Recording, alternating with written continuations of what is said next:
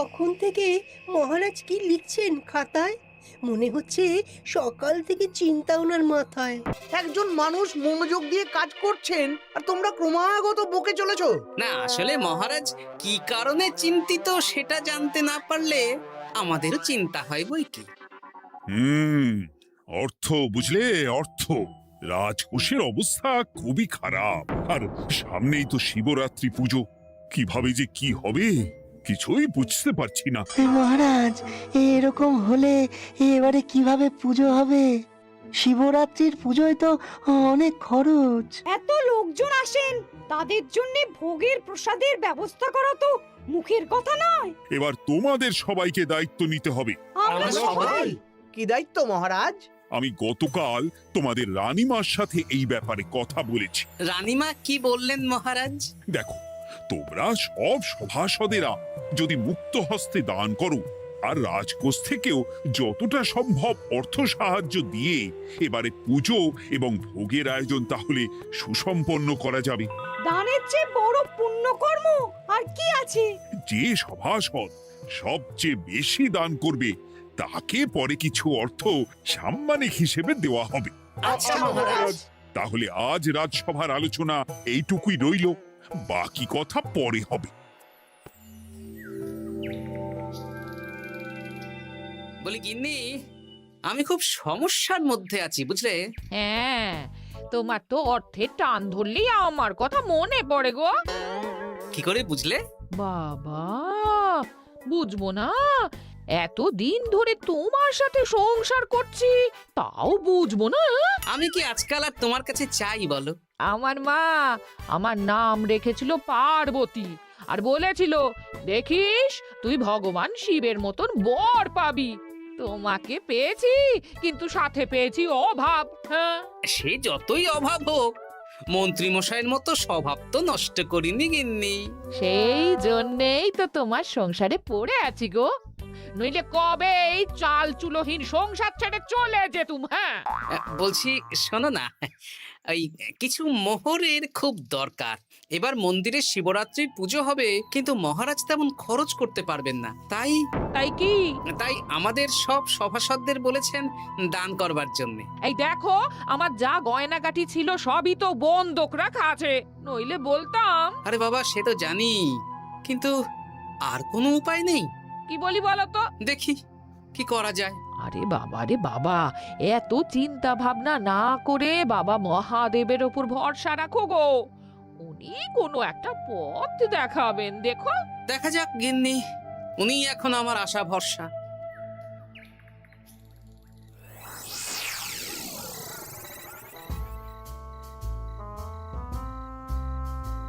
আরে মন্ত্রী মশাই, আপনি তখন থেকে শুধু এদিক ওদিক করছেন কেন বলুন তো? তা কি করব? না, আমরা তো বুঝতে পারছি না আপনার কি হলো। জীবনে অনেক অপমানিত হয়েছি, অনেক মার খেয়েছি, এবার সম্মান চাই। আর কেউ সম্মান না করলেও আমরা কিন্তু আপনাকে বেশ সম্মান করি মন্ত্রী মশাই। তোদের সম্মান আর মহারাজের সম্মানের মধ্যে অনেক পার্থক্য আছে। না, ওই ছোট মুখে বড় কথা বলছি মন্ত্রী মশাই, ক্ষমা করবেন। হ্যাঁ, মহারাজ আপনাকে কেন সম্মান করবেন? সামনে শিবরাত্রি, প্রত্যেক বছরের মতন এবছরেও গ্রামের মন্দিরে রাজবাড়ির তত্ত্বাবধানে পুজো হবে, আর সেই পুজোয় আমাকে দান করতে হবে। তা করুন, আপনার কি অর্থের অভাব নাকি? আরে বাবা, সব অর্থ দিয়েই তো তোদের গিন্নিমার গয়না বানিয়ে দিয়েছি, আমার হাতে আর আছে কই? ও, এই সামান্য ব্যাপার। আপনি মাছের তেলে মাছ ভাজুন। হ্যাঁ, আমিও তো তাই বলতে চাইছি। খোলসা করে বলতো তুই কি বলতে চাইছিস? মানে আমি বলতে চাইছি, আপনি আমাদের দায়িত্ব দিন, আমরা রাজ্যবাসীদের থেকে চাঁদা তুলবো, ভিক্ষে করব। আরো অনেক কায়দা করে অর্থ উপার্জন করে আপনার হাতে দেব, আর সেই অর্থ আপনি নিজের বলে চালিয়ে দেবেন। ব্যাস, তাহলে তো আমার 90% চিন্তাই মাথা থেকে নেমে গেল। ব্যাস, আর কোনো চিন্তা নেই।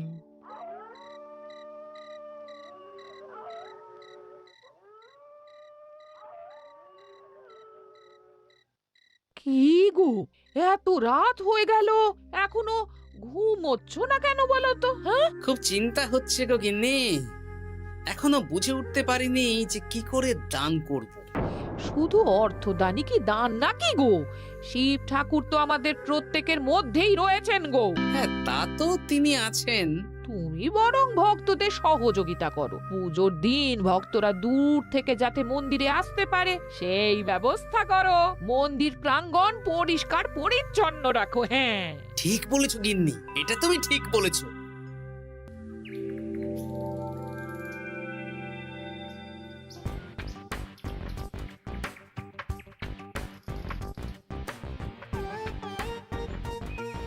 এই যে বাড়িতে কে আছেন?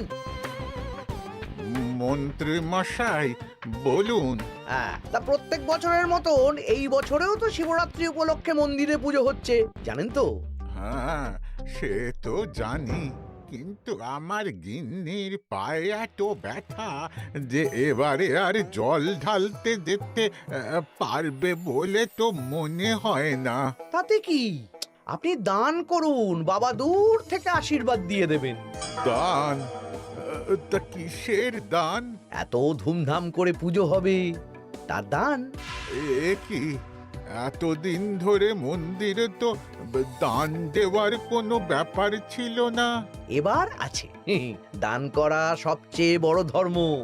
হ্যাঁ, আমরা বুড়ো বুড়ি খুব অল্প অর্থে সংসার চালাই। আমাদের ছেলে যেটুকু পাঠায় তা দিয়েই চালাই। আমরা আর কি দান করব মন্ত্রী মশাই? দরকার হলে কদিন না খেয়ে থাকবেন, বাবার নামে উপোস করবেন, আর যে দান করবে না আমি তাকে এই রাজ্যে থাকতে দেব না। ওরে বাবা রে,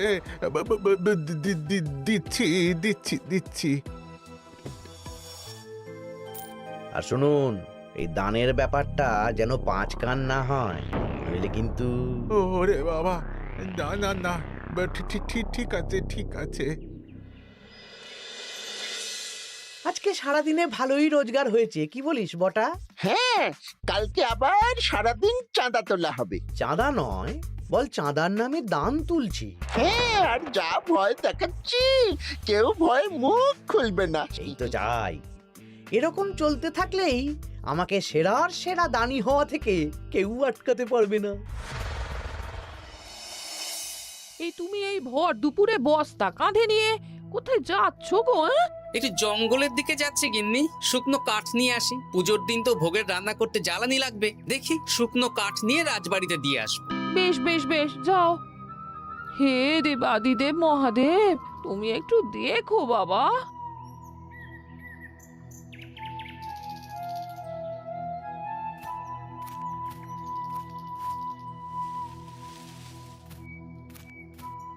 আরে আরে, নগেন খুঁড়ো না, এই সময় কাঠ কুড়োচ্ছ কেন?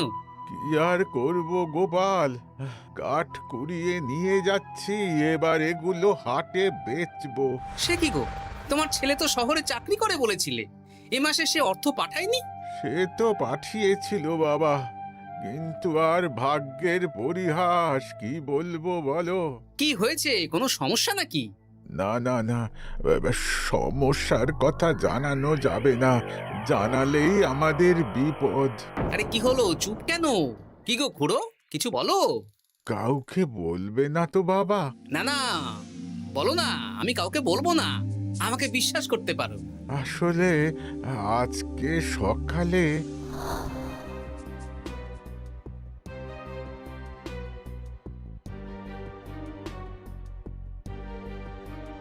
হ্যাঁ, মন্ত্রী মশাই? হ্যাঁ, শুধু আমাদের বাড়ি থেকে না, গ্রামের সব বাড়ি থেকে তুলেছে। ঠিক আছে খুড়ো, তুমি নিশ্চিন্তে থাকো। আর আমার চিন্তার শেষ নেই। আমার গিন্নির কদিন ধরে এত পায়ে ব্যথা যে এবারে অতটা হেঁটে মন্দিরে বাবার মাথায় দুধ ঢালতে যেতে পারবে না। ঠিক আছে, তুমি একদম চিন্তা করো না, আমি দেখছি কি করা যায়।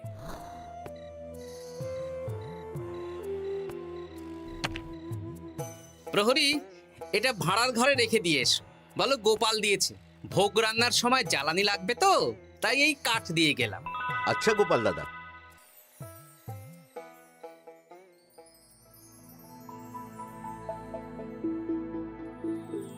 তারপর সবাই কিছু অর্থের যোগান করতে পারলে মহারাজ, আমি 5 মোহর অর্থ সাহায্য করতে চাই। আমিও 5 মোহর মহারাজ। বেশ।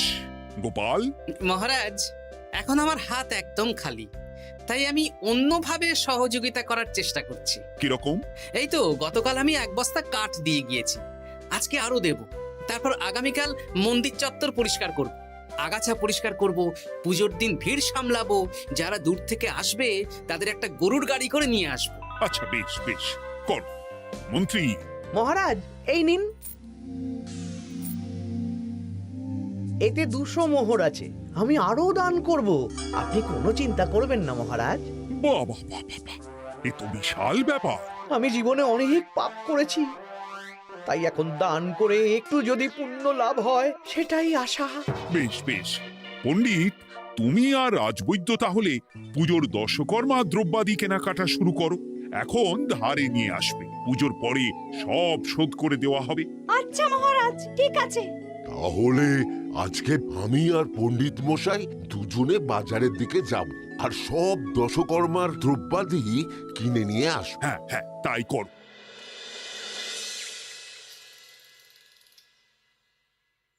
এই ঘটা পুঁটির বাবা একটা কানা করিও চাঁদা দেয়নি। হ্যাঁ, আমার মাথায় একটা বুদ্ধি আছে। কি বুদ্ধি?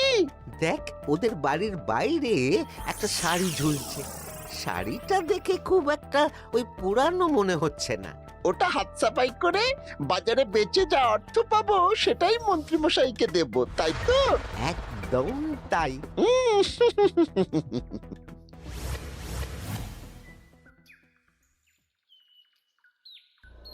হাই পুটি, দেখ তোদের বাড়ি থেকে বটা ঘটা কাকা শাড়ি চুরি করছে। হ্যাঁ তাই তো, ন্যাপলা। ওরে বাবা রে, মরে গেলাম রে, ওরে মরে গেলাম। পালাও পালাও পালাও, ওরে বাবা। এই কি হয়েছে রে? চিৎকার করছিস কেন? আর বটা ওভাবে পালালো কেন? এই বটা ঘটা কাকা ওই পুটির মায়ের শাড়ি চুরি করে পালাচ্ছিল, আমরা ধরে ফেলেছি। সাব্বাস, এই তো চাই।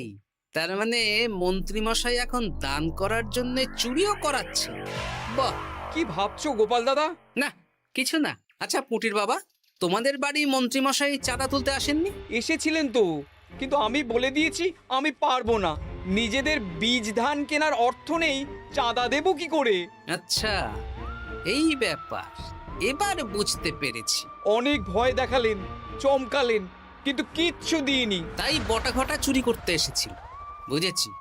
বেশ, এই সাবধানে থেকো। কিভাবে যে সংসার চালাবো?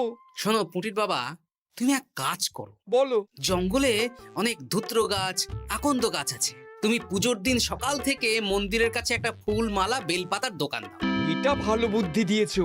আমি তো এখন মন্দির প্রাঙ্গণ সাফ সাফাই করতে যাচ্ছি, আমি বরং কাজের ফাঁকে তোমার জন্য একটা ছাউনি দিয়ে মন্দিরের কাছে দোকান বানিয়ে দেব। তাহলে তো খুবই ভালো হয়।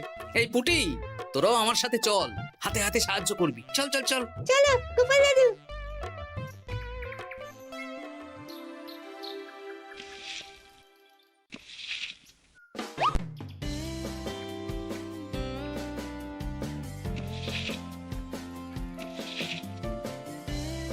দাদু, এই জায়গাটা গর্ত আছে, তাই মাটি নিয়ে এলাম। এই তো বুদ্ধিমান ছেলে, এবার ঢেলে দে। ব্যাস, এখানটা এবার ঠিক হয়ে গেল। দেখি এবার মন্দিরের পিছনের দিকটা একটু পরিষ্কার করে দিই।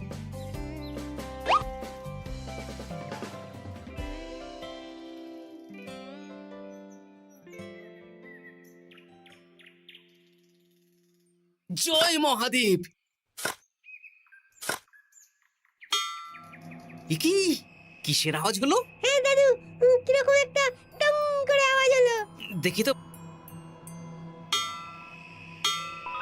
আরে বাবা, এটা ঘোড়া মনে হচ্ছে। হ্যাঁ তাই তো মনে হচ্ছে। জয় মহাদেব। বের করো বের করো। এই তো।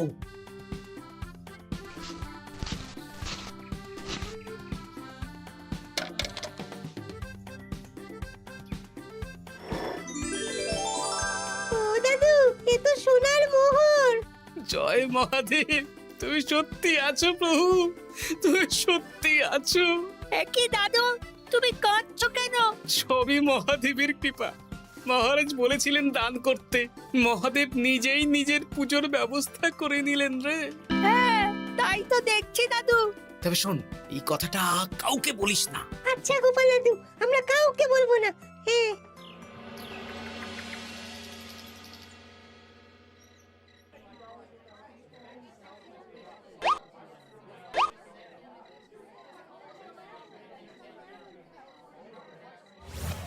এবার আগামীকাল পুজো।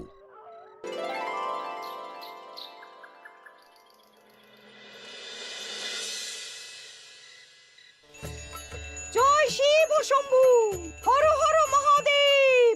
হে প্রভু, হে মহাদেব, জগতের কল্যাণ করো ভোলানাথ। জয় শিব শম্ভু। জয় জয় শিব শম্ভু, জয় শিব শম্ভু। বাবা দেখো বাবা, বাহ বাহ বাহ বাহ, এই তো সব ভালোই হচ্ছে। ভালো তো হবেই মহারাজ। আমি যা দান করেছি, পুজো পাঠ এবারে ধুমধাম করে হবে। দান করে অত অহংকার করতে নেই মন্ত্রী। এক হাতে দান করলে আরেক হাতকে জানাতে নেই, বুঝলে? বুঝেছি মহারাজ।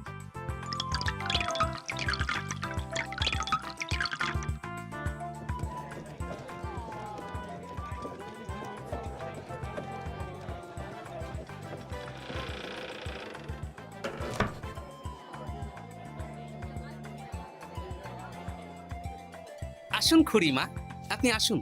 সত্যি গোপাল, তোমার মতো মানুষ হয় না। আমার পায়ে বড় ব্যথা, ভেবেছিলাম এই বছর হয়তো মন্দিরে আসতেই পারবো না। আহা, আমি তো আপনার ছেলের মতন। আর কাল আবার আসতে হবে, বড় মাঠে ভোগের আয়োজন আছে, গাড়ি পাঠিয়ে দেব, কেমন? বেঁচে থাকো বাবা, বেঁচে থাকো। দেখো দেখো, গোপালকে দেখো। ও হয়তো অর্থ সাহায্য করেনি, কিন্তু অন্যভাবে কত সাহায্য করছে। এই মন্দির প্রাঙ্গণ থেকে সব আগাছা পরিষ্কার করেছে। মহারাজ, আপনার সাথে কিছু কথা আছে। কি কথা? এখানে বলা যাবে না, যা বলবো আড়ালে। আচ্ছা চল।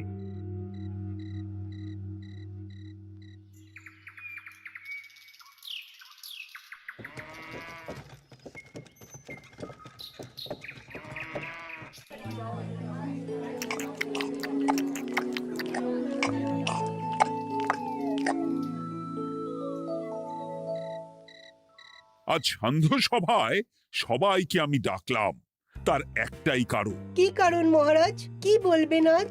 গতকাল শিবরাত্রির পুজো আর আজ বেলার পুজোর ভোগ গ্রহণ পর্ব বেশ ভালোভাবেই সুসম্পন্ন হলো। এতে আমি খুব খুশি ও শান্তি পেয়েছি। তাই মহারাজ আমাকে সম্মান প্রদান করবেন, তাই তো? আমার মনে হয় আমি সবচেয়ে বেশি দান করেছি। না, তুমি তো কোনো নিঃস্বার্থ দানই করনি। মানে আমি যে কত মোহর দিলাম। ওগুলো তো লোকজনকে ভয় দেখিয়ে দানের নামে চাঁদা তুলে দিয়েছো। সেরেছে, সব জেনে গেছেন। হ্যাঁ, সেই জন্য সম্মান নয়, তোমাকে শাস্তি দেওয়া হবে। ওরে বাবা রে, ভুল হয়ে গেছে, ভুল হয়ে গেছে। ক্ষমা করুন মহারাজ, ক্ষমা করুন। এসব ক্ষমার অযোগ্য ভুল। যাই হোক, মহাদেবের কৃপায় মহাদেবের পুজো হয়েছে। তুমি যে অর্থ লোকজনের কাছ থেকে তুলেছিলে, সেটা লোকজনের মধ্যেই বিলিয়ে দেওয়া হবে। তাহলে পুজোয় যা খরচ হলো, তার বকেয়া কিভাবে মেটাবেন? সেটার ব্যবস্থা তো স্বয়ং মহাদেব করেছেন মন্ত্রী মশাই। হ্যাঁ, মহাদেব কিভাবে? আমি একদিন বিকেল বেলা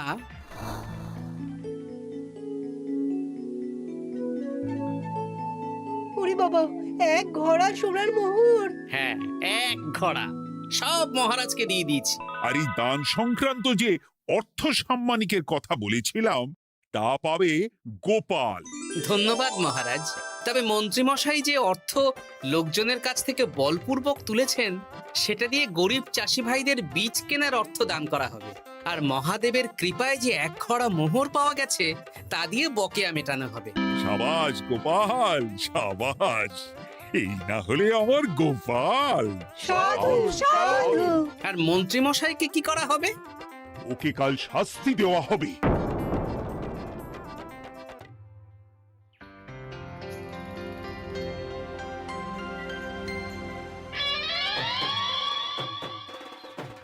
ও মহাদেব, ও শিব ঠাকুর, আমাকে ক্ষমা করে দিন, ক্ষমা করে দিন আমাকে।